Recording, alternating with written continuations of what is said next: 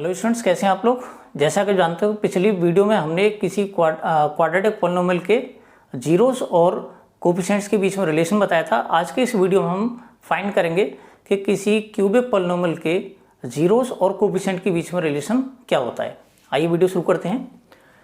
तो सबसे पहले किसी क्यूबिक पॉलिनोमियल की स्टैंडर्ड फॉर्म लिख लेते हैं। तो हम जानते हैं कि क्यूबिक पॉलिनोमियल की जो स्टैंडर्ड फॉर्म है वो ax cube plus B X square plus C X plus D होती है, जहाँ पर ए की वैल्यू जीरो के इक्वल नहीं होती। तो हम यहाँ पे एक बात नोटिस करते हैं, किसी भी क्यूबिक पॉलिनोमियल की जो डिग्री है वो 3 होती है। जब डिग्री 3 होगी तो उसके उतने ही जीरोज होंगे। तो यहाँ पर इसके 3 जीरोज होंगे। तो 3 जीरोज को हम अल्फा, बीटा और गामा कंसीडर कर लेते हैं।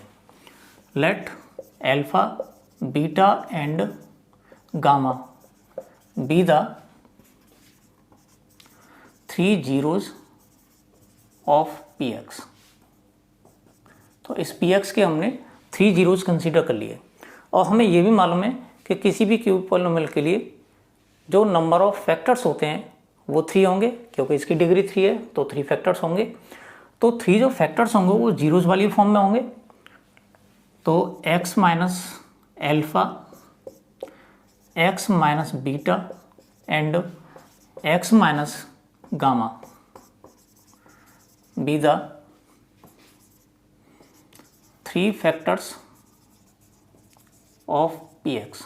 यानी इस px के जो 3 फैक्टर्स होने वाले हैं वो होंगे x minus alpha, x minus beta और x माइनस गामा। तो हमने पिछले वीडियो में डिस्कस किया था कि किसी क्वाड्रेटिक पॉलिनोमियल को हम फैक्टर्स की फॉर्म में भी लिख सकते हैं। जिस तरह से उसमें लिखा था उसी तरह से हम इस क्यूबिक पॉलिनोमियल को भी फैक्टर्स की फॉर्म में लिख सकते हैं। तो ये जो px है वो हमें मिलेगा k into X minus alpha, x minus beta into X minus gamma. तो हमने इसको फैक्टर्स वाली फॉर्म में लिख लिया, जहाँ पर ये इसके फैक्टर्स हैं। क्योंकि ये px की ही वैल्यू है, तो ये जो px की वैल्यू तो ये वाली थी, यानी ये कोफिशिएंट्स और कांस्टेंट टर्म वाली कंडीशन है, ये है फैक्टराइजेशन वाली कंडीशन। तो दोनों ये इक्वल होंगी। तो इसको px को हम यहाँ पे इससे रिप्लेस कर सकते हैं। तो हमें मिलेगा ax cube plus B X square plus C X plus D, और ये हो जाएगा k into X minus alpha into X minus beta into X minus gamma. ये फॉर्म हमें मिल जाती है। अब हम करते हैं तीनों का मल्टीप्लाई। जब हम तीनों का मल्टीप्लाई करते हैं और सॉल्व करते हैं स्टेप्स को, तो हमें मिलता है x cube minus alpha plus beta plus gamma into x square plus alpha beta plus beta gamma plus gamma alpha into X minus alpha into beta into gamma. यानी जिस तरह से हमने क्वाड्रेटिक इक्वेशन को सॉल्व किया था उसी तरीके से, क्वाड्रेटिक पॉलिनोमियल को सॉल्व किया था सॉरी, उसी तरीके से हम इस क्यूबिक पॉलिनोमियल को सॉल्व करेंगे। उसमें एक्स क्यूब वाली टर्म्स आएंगी, एक्स स्क्वायर वाली टर्म्स आएंगी, एक्स वाली टर्म्स आएंगी और एक कांस्टेंट टर्म आएगी।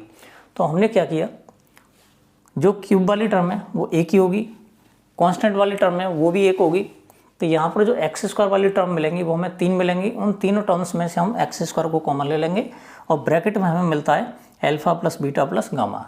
सेम कंडीशन यहाँ पर है, एक्स वाली जो टर्म्स मिलेंगी हमको 3 मिलेंगी, alpha beta into x, beta into gamma into x, gamma into alpha into x, और तीनों को पास पास लिखने के बाद हमने इसमें से एक्स को कॉमन ले लिया। तो हमें इस तरह से ये वाली फॉर्म मिल जाती है। तो इसको हम नीचे नोट कर लेते हैं। तो A X cube plus B X square plus C X plus D, इस के का इसमें इंटू कर लेते हैं तो हमें मिलती है term k into x cube minus k into alpha plus beta plus gamma into x square plus k into alpha beta plus beta gamma plus gamma alpha into X minus k into alpha beta into gamma. तो ये वाली term हमें मिल जाती है। इसको note कर लेते हैं हम, A X cube plus B X square plus C X plus D. अब यहाँ पर दोनों साइड्स में हम देखते हैं, एक्स क्यूब वाली टर्म मिल गई हमें, एक्स स्क्वायर वाली टर्म मिल गई, एक्स वाली टर्म मिल गई और उसके अलावा हमें मिल गई कांस्टेंट टर्म।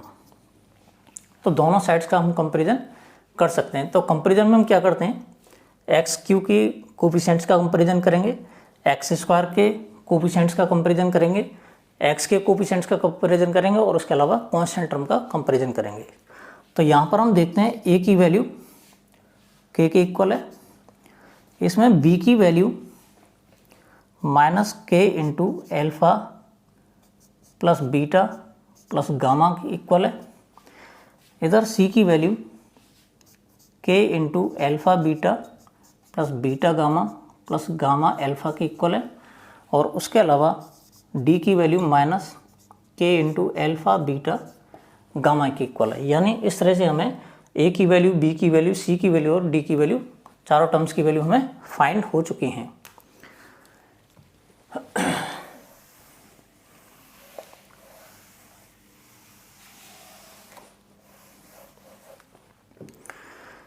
तो सबसे पहले ये जो सम वाली फॉर्म है इसको ले लेते हैं। ये हमारी स्टैंडर्ड फॉर्म है। बी की वैल्यू हमें मिल चुकी है माइनस के into alpha plus beta plus gamma. अगर हमें इसकी वैल्यू निकालनी है तो इस माइनस के को उधर ट्रांसफर करेंगे जो कि डिवाइड में चला जाएगा। तो alpha plus beta plus gamma की जो वैल्यू होगी वो बी अपॉन माइनस के, और के को हम रिप्लेस कर सकते हैं ए से। इस माइनस को हम ऊपर लिख लेंगे तो माइनस बी अपॉन ए। तो यहाँ पर हम देखते हैं कि alpha plus beta plus gamma ये सम ऑफ जीरोज है। तो सम ऑफ जीरो जो दे रखा है वो दे रखा है माइनस बी अपॉन ए। यहाँ पर जो बी दे रखा है वो है एक्स स्क्वायर का कोफिशिएंट और यहाँ जो ए दे रखा है वो है एक्स क्यू का कोफिशिएंट। तो इसको इसी फॉर्म में लिख लेते हैं, minus coefficient of x square upon coefficient of X Q.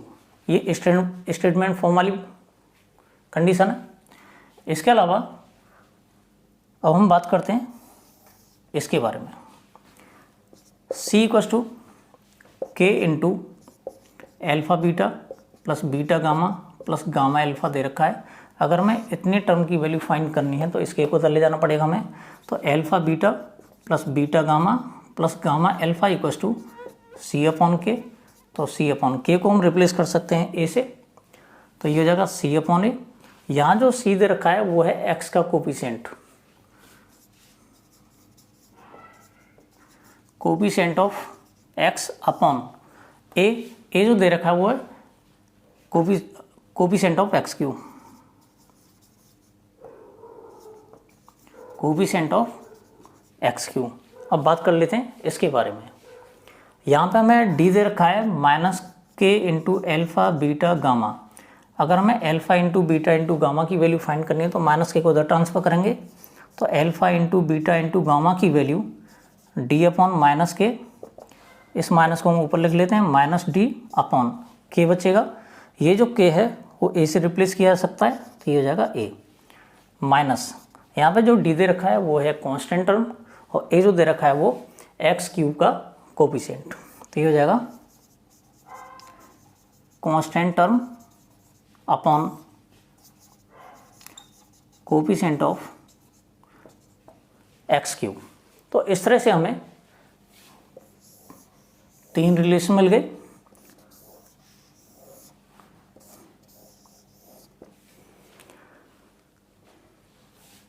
इस फॉर्मूले को यहाँ तक लिख लेते हैं।